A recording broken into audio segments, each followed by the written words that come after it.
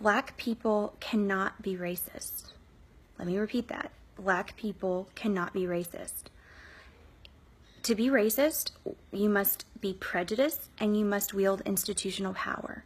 And although anyone in this country can be prejudiced, anyone can believe something negative about someone based on their race, whether you're black or white, you cannot be racist if you don't wield institutional power. And Black people don't wield institutional power in this country.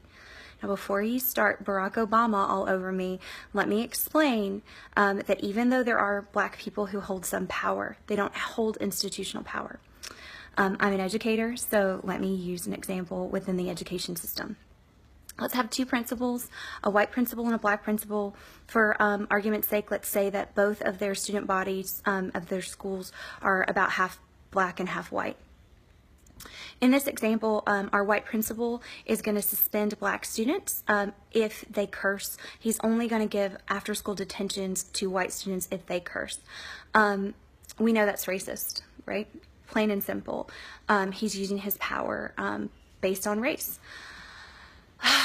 But if our black principal does the same thing, right? If he starts suspending white students but gives black students after-school detentions, this is prejudice. This is hugely problematic and wrong, but it's not racist.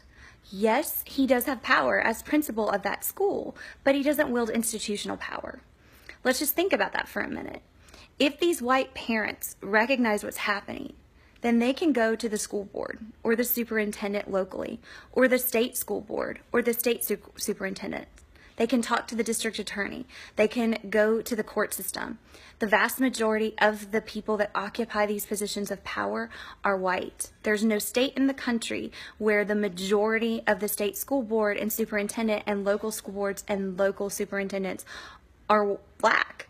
And so when white people go above the head of this black principal, they're going to receive institutional support. They're very likely to be believed. Their claims are very likely to be investigated and discussed.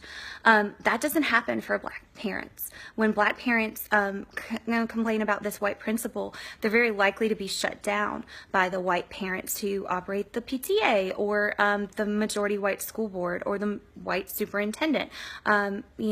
White judges, white police officers, our systems, our institutions are still dominated by white people. And so that's a big difference. And the outcomes of prejudice are very different, which is why it's important to recognize what is racism and what is prejudice. Because everybody can be the victim of prejudice, but the outcomes are very different if you are the victim of racism. So I hope that's helpful. And if you want to discuss more, comment. So I'd like to hear from you and hear your perspective. Thanks.